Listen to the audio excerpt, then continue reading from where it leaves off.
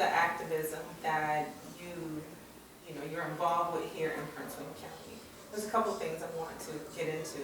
Okay. I want to know a little bit more about the work that you're doing, for one, and I also want to know if you feel that the next generation or the generation behind you is picking up the mantle from where you, right, and others are leaving off. Well, my generation, first of all, is not doing enough for the future generations.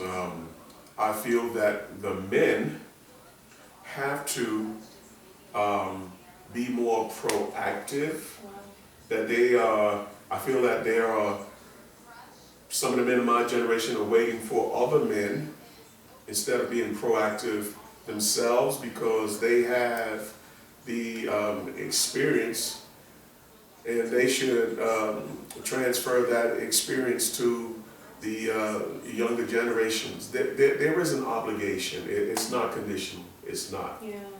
And as long as men in my generation don't do their part, we're going to fail the future generations. And I think that's one of my biggest fears. Okay. You know, I can't do it by myself. I have to have more men alongside me, you know, and in front of me, behind me. You know, we have to band together, because we have to do this for all young men and women of color. Yeah. That's kind of a call to action. Right? Yeah, because you're racism is not. Stand up beside you. It's not going to stop, and there are things every day where you see acts of senseless racism. You know, I don't understand racism, but I'm not naive to it either. Sure.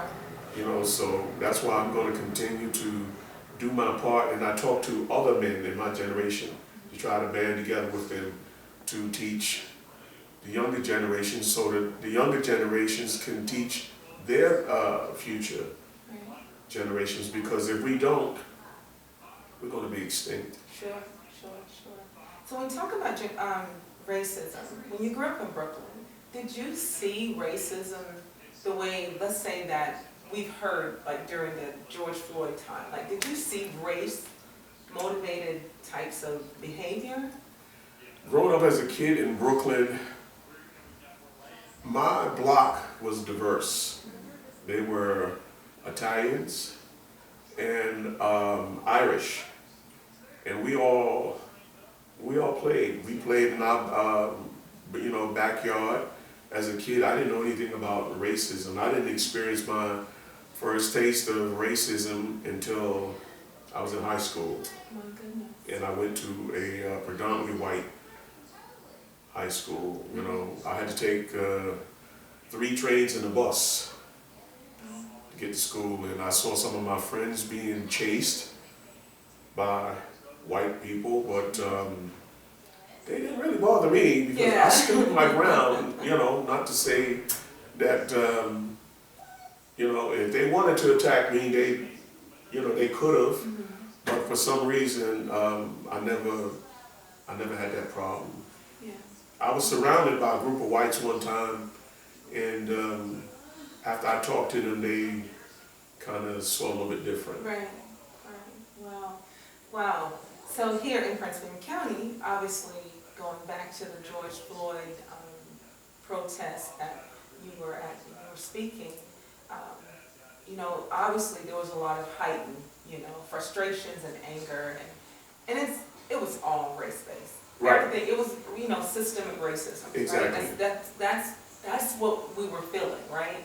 The systemic racism, the unjust systems, and not feeling seen, not feeling valued as Black people. Now you're here, Prince William County, post George Floyd, right? Post all the protests. We hardly even hear his name. Right? Here in Prince William County, do you think that systemic racism was ever truly addressed? No. I don't think so. I think that at the moment, it starts with our leaders. Sure. And I think that they attempted to address it and make some strides, but I don't, it's all a process. There's no instant gratification. Racism started a long time ago, and of course, we made some strides, but it seems like once we make a few strides, then we take a hit and go backwards. Mm-hmm. But we have to continue the fight, and a lot of it comes from being able to relate to people. You have to take time to relate and get people to understand why. Again, and it goes back when I said earlier, the counter protesters, they were screaming at us, and I heard them screaming, and someone was yelling obscenities and everything, but I didn't take it personal. And when I went over, because I feel that racism comes from a lack of understanding. Absolutely. And when you understand certain things, you think different. Yeah. So we have to get people to understand and think differently, and maybe they have a different view on racism. Yeah. Cultural competency and cultural awareness is so important for everyone. We have this planet, and God gave us this planet to share. And I went to another protest out in Manassas, and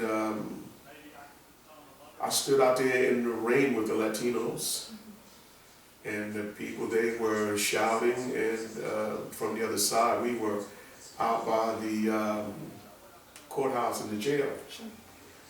And what I said to the counter protests is that if you can defy gravity, then you're better than me. And I don't think anybody that day could defy gravity.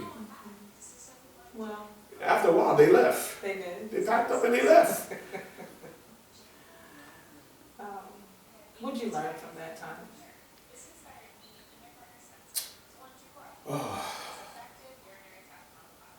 I learned that if people calm down, and we have a lot of strength in unity, and I think that people have to learn how to keep that going instead of just being in the moment. Because people start things and they're in the moment and everything is good and they make progress in the moment, but then it dies down, then the movement or the moment stops. Sure. You have to keep that, you have to be consistent.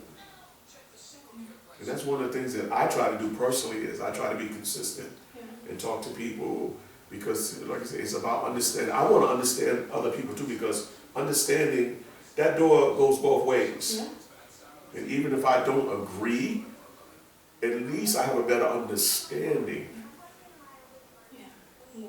I firmly believe that change comes through conversations. Absolutely. That's where it starts, is having an opportunity to just talk and be heard.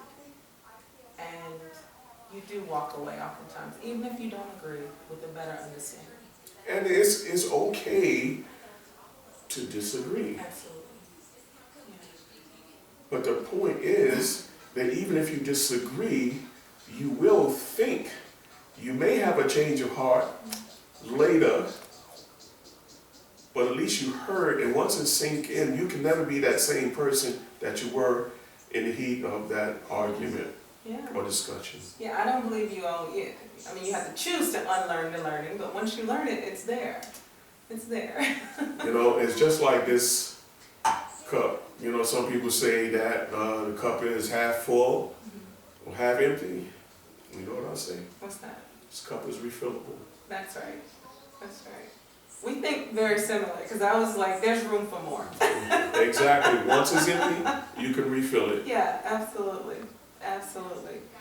All right, so I have to ask you if, we talk about your childhood and activism and marriage and, the United No, the President of the United States of America. Okay. You are also an actor. Yes. Tell me, give me the through line. What is this? Give me the through line, how you became an actor. What is this? You know, I've been an actor since I was a little kid, didn't realize it because when you're with your friends, you know, I was role playing since I was a little kid. Okay. You know, and there's always been a passion of mine to see people laugh, so I made people laugh as a kid. Okay. And now, you know, I want to do it as an adult. Okay. And like I say, it gives me great pleasure when I'm around people and I do what I do, and people are having fun and they enjoy themselves. And President of the United States of America is a parody of United States government without the politics. Yeah. Because we know politics can be divisive, but everybody likes food. Everyone likes food. Whether you're vegan, vegetarian, pescatarian, it doesn't matter. We all gotta eat. Yeah. And one of my neighbors actually coined that phrase for me because when we moved here in Virginia, the ice cream truck used to come through the block, and he would always stop on the side of the house. Okay. And I always offered him food. So after he would make a few runs, he would stop by, and when I saw his truck pull up at the side of the house and if I was barbecuing, I would offer him, you know, give him some food. I would even neighbors walking the dog by, I would tell them, hey, look, come on by, come on by. You know, just being hospitable, that's all. Yeah. And food, you know, food is a togethering thing. It brings people together. Unity through food. Absolutely. So since we're talking about food, and I have to, you know, I love asking these questions as a kid. Did you grow up where cooking and family and all that was kind of part of your childhood, or is that something you decided to take on later? Well, my mom, well, I'll say it like this, my dad, he said that I ate like a termite. Okay, I had a voracious appetite. I was known as the that late commercial, Mikey, give it to Mikey. Yes. So my sisters, when my mom made breakfast on Saturday before we could watch cartoons, my sisters would take their plates and pass it down to me, and they would scrape all their food on my plate, and I would eat mine and eat theirs too, just so we could watch cartoons. Okay. Yeah, so. Did you grow out of that? I'm just wondering. A little bit. A little bit. I still got a healthy appetite, to say the least. Yeah. All right, so I know we're coming to a close, but I always have a couple questions that I love to fire off with people. My first question is, if you could go back to any age, what would it be and why? Well, I'm going to say high school. I had so much fun in high school. You know, I guess when you're in high school, you kind of like start discovering yourself a little bit. And I was an athlete in high school, played football. And when you're in high school, I got treated like a celebrity. Oh, I bet you did. Yeah. That was interesting, very interesting. But I would say, yeah, if I could go back to any period, yeah, it would be high school. It would be high school. Without a doubt. Yeah, okay, all right. My final two questions for you is, share with us the absolute worst advice you've ever received.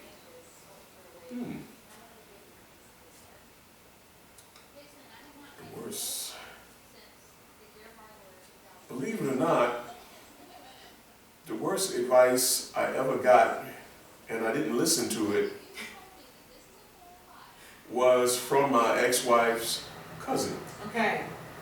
She said to me, "Do not marry my cousin." Duh. You didn't listen to I didn't listen listen to it.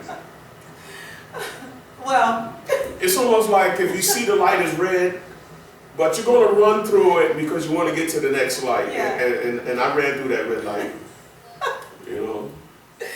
All right. Tell me the absolute best advice you ever received. The best.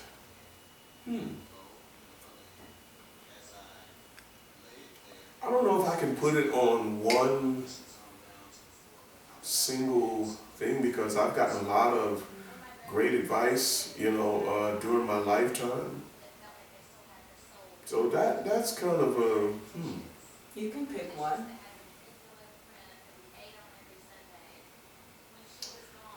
The best advice I've ever gotten.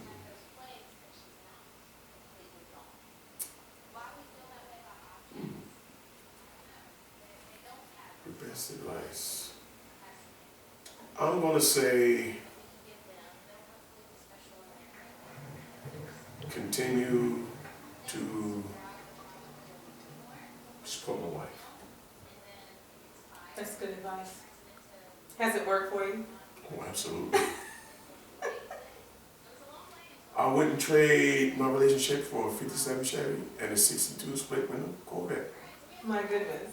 That was some good advice there. All right. Well, that's all for my questions, but I definitely want to leave the floor open for you. Speak from your heart, speak from your mind, your thoughts, your experience, anything that you want to share. More so, is there anything that we should know more about Clyde? Well, I think that if people really want to know more about me, they have to come visit me and get together with me because there's only so much that can be said in an interview. We have to have, I thrive off of interpersonal relationships. So if people want to know me, then they have to be in my presence. We have to be in each other's presence, and we have to just devote time to one another. Yeah. It sounds like community, connections, relationships is something that you're very passionate about. Oh yeah, family, and I have a great circle of friends too. Yeah. I really do. Yeah. That's important to have. Yeah. I'm thankful for the same thing. So, and I'm also thankful that you chose to sit down with me to start off and kick off this series. It's just been so heart fulfilling listening to you and feeling this energy as you reflect back, and I so appreciate you. Well, I mean, between you and John, when you told me that you and John were talking, and John, I was like, me? Oh, I'm on it. The president of United Tastes, the first one, the inaugural interview? Yes. Oh, absolutely. Why not? It's so fitting. You can't help but be delighted and honored. So I was, from the moment that you told me, I already had a big smile on my face, but my smile got even bigger. Because, out of all the people that John knows and that you could have easily chosen somebody else. So I'm thankful that it was me. Yeah. And I appreciate the both of your valuable time. So thank you, John, and thank you to Queenie, and much success to you. Thank you so much, sir. For joining the Prince William Perspective. I'm excited. And also, too, I want you, on a personal note, I want you to shine, to be the brightest star in the universe.